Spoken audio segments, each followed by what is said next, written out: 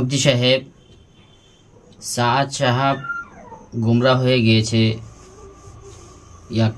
সাদ সাহেব কাফির হয়ে যাওয়া সম্পর্কে আপনার কি ধারণা? এই বিষয়ে আপনি কি বলবেন?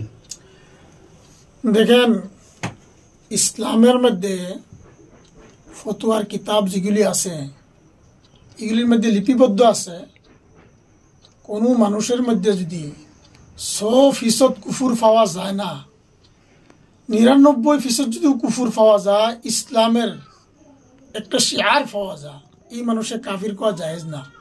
কোনো মানুষে কেউ কাফির বানাইতে পারে না। সাদ সম্পর্কে এরকম কথা বলা, তিনি ইসলাম থেকে খারিজ হয়ে গেছে, তিনি কাফির হয়ে গেছে, এরকম ফতোয়া আমরা দারুল উলুম দেওবন্দ থেকে দেওয়া হয় নাই। দারুল উলুম দেওবন্দ থেকে ফতোয়া এটা হয়েছে, সাদ সাহেবের কিছু সংখ্যক বয়ান তিনি কোরআন হাদিসের তাশরিহ যেগুলি করছে, এটি আহলে সুন্নাত ওয়াল জামাতে কিছু হটিয়ে আছে, গুমরা কোন খেয়ালাত এটা আছে, এটা কইছে না দারুল উলুম দেওবন্দ স্পষ্টভাবে যে মৌলানা সাদ সাহেব গুমরা হয়ে গেছে, এই কথাটা স্পষ্ট হয়ে কইছে না দারুল উলুমে। হ্যাঁ, তিনার কিছু গুমরা কোন খেয়ালাত, এইগুলির খেয়ালতের আমরা তদ্দিদ করছি, এটা কইছে। গতিকে তিনি কাফির হয়ে গেছে, এইগুলি কথা আমরা বলতাম পারি না। কোরআন হাদিসের মধ্যে এরকম কটা জায়েজও না। হযরত মাওলানা সাদ সাহেব বিশ্বের আমির, 7টা মহাদেশের আমির উনি বর্তমান। বাংলাদেশে মসজিদ থেকে নিজামুদ্দিন থেকে সারা দুনিয়াতে দাওয়াতে তাবলীগের মোবারক কাজ আলহামদুলিল্লাহ চলতেছে। তো ওই সাদ সাহেবকে গোলাম আহমদ কাদিয়ানির সঙ্গে তুলনা করা শরীয়তের দৃষ্টিতে আপনি কি বলবেন? না, মৌলানা সাদ সাহেবের আপনার মির্জা গোলাম আহমদ কাদিয়ানির লগে তুলনা করাটা শরআ বিলকুল না যায়। জি, হযরত মুফতি আব্দুর রউফ কাসিমি সাহেব, আপনাকে আরেকটা প্রশ্ন করতেছি জানার জন্যে যে নিজামুদ্দিন বাংলাদেশে মসজিদের তত্ত্বাবধানে ডেকিয়াজুলি ইজতেমা ফেব্রুয়ারি মাসের 14, 15, 16 তারিখে হবে। আসামের কিছু সংখ্যক ওলামায়ে কেরাম ফতোয়া দিয়েছে বা নিষেধাজ্ঞা জারি করেছে যে ওই ইজতেমাতে যাওয়া যাবে না, যদি যাওয়া হয় যারা যাবে তারা গুনাহগার হবে। এই সম্পর্কে আপনার কি মত বা আপনার কি ধারণা? হাদিস কোরআনের রোশনি কিছু আমাদেরকে শোনান। আউযু বিল্লাহি মিনাশ শাইতানির রাজিম। আল্লাহ তাবারক তাআলা কালাম পাকের মধ্যে বলছেন, তাআওয়ানু আলাল বিররি ওয়াত তাকওয়া ওয়ালা তাআওয়ানু আলাল ইসমি ওয়াল উদওয়ান।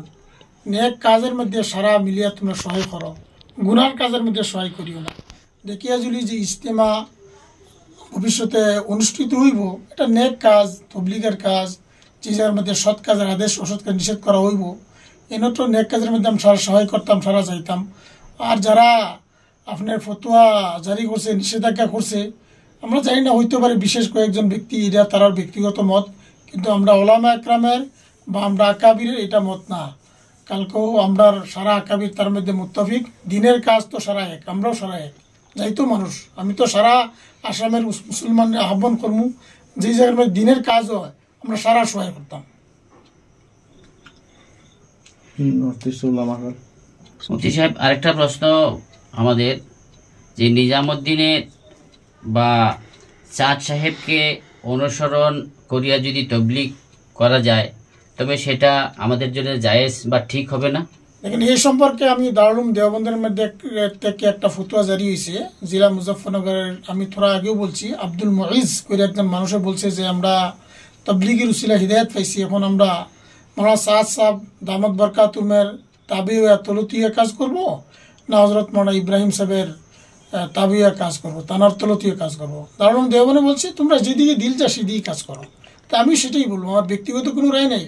আকাবির উলামা দেওবন্দ, মুস্তাদ উলামা একরাম এটা বলছে, আপনার যেদিকে দিল যায় সেদিকে কাজ করেন, কাম মুতায়্যান নির্দিষ্ট। মুফতি সাহেব, মুনতাখাব হাদিস মসজিদে তালিম দেওয়া সম্পর্কে আপনি কি বলবেন? ঠিক আছে, মুনতাখাব হাদিসের মধ্যে তো কোনো ব্যক্তিগত কোনো কথা লেখা নাই। নবী পাক সাল্লাল্লাহু আলাইহি সাল্লামের মুবারক ইরশাদাত আছে। নবী পাক সাল্লাল্লাহু আলাইহি সাল্লামের মুবারক ইরশাদাতের তালিম কে নাজায়েজ বলবো?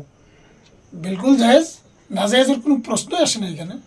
এটা তো কোনো ব্যক্তিগত ব্যক্তির সম্পর্কে বলা নাই, নবী পাক সাল্লাল্লাহু আলাইহি সাল্লামের হাদিসের বর্ণনা। মুফতি আব্দুর রব কাসিমি সাহেব, আরেকটা প্রশ্ন জানার জন্য আপনার থেকে করতেছি, সেটা হলো নিজামুদ্দিন বাংলাওয়ালি মসজিদকে বা সাদ সাহেবকে অনুসরণ করে তবলিগ করা সম্পর্কে আপনি কি বলেন? দেখেন, তবলিগ তো হযরত মাওলানা ইলিয়াস সাহেব রহমতুল্লাহ আলাই, হযরত মাওলানা ইউসুফ সাহেব রহমতুল্লাহ আলাই, আমরা আকাবিরে যে নিয়ম বান্ধিয়া দিয়ে গেছে সেই অনুসরণ করে আমরা তবলিগ করতাম। নিজামুদ্দিন গেলে মানুষ গুমরা হয়ে যাইব বা হেন গেলে মানুষ পরভ্রষ্ট হইব, এরকম কোনো প্রশ্ন না। দারুল দেওবন্দে এটা বলেও নাই যে নিজামুদ্দিন গেলে মানুষ গুমরা হইব বা হেন যাওয়া যেত না, এটা বলে নাই। হ্যাঁ, বিশেষ ব্যক্তির সম্পর্কে তারা কিছু আপনার গলত খেয়ালাতের তদ্দিত করছে, আর এটা দারুল দেওবন্দের কর্তব্য, কিন্তু সেই জায়গার মধ্যে গেলে তবলিগ করা যেত না। এনের দেখেন সুরা বা আপনার এমারত দুটার নিজাম বা দুটার তবলিগের যেটা নেহেজ একই, গতিকে এন মানুষ যে যেদিকে আপনার দিলের টানে এদিকে যাক, কোনো তার মধ্যে কোনো ক্ষতি নাই। মানে তবলিগ আল্লাহ লাগে করতো, কোনো শখসের লাগে না করতো, বাস এটা নেই। সাহেব, আপনাকে আরেকটা প্রশ্ন জিজ্ঞাসা করতেছি জানার জন্যে, যে ডেকিয়াজুলি ইজতেমা নিজামুদ্দিন বাংলাওয়ালি মসজিদ তথা আসাম সুরার তত্ত্বাবধানে হইতেছে, আর ইজতেমা 14, 15, 16 ফেব্রুয়ারিতে হবে। কিছু সংখ্যক ওলামা এই কথা নিষেধাজ্ঞা বা ফতোয়া দিয়েছে যে ওখানে গেলে গুনাহ হবে, যারা ওখানে সাথ দিবে তারাও গুনাহগার হবে। এই সম্পর্কে আপনি কি বলবেন আসামবাসীকে? দেখেন, আমি আসামের সকল ধর্মপ্রাণ ভাইকে আমরা এটা অবগত করব, কালাম পাকের মধ্যে আল্লাহ তাবারক তাআলা বলছেন, তাআওয়ানু আলাল বিররি ওয়াত তাকওয়া ওয়ালা তাআওয়ানু আলাল ইসমি ওয়াল উদওয়ান। নেক কাজ যে জায়গার মধ্যে হয় সারা মিলিয়া সহায় করতো, আর গুনার কাজের মধ্যে কোনো মানুষ সহায় না করতো।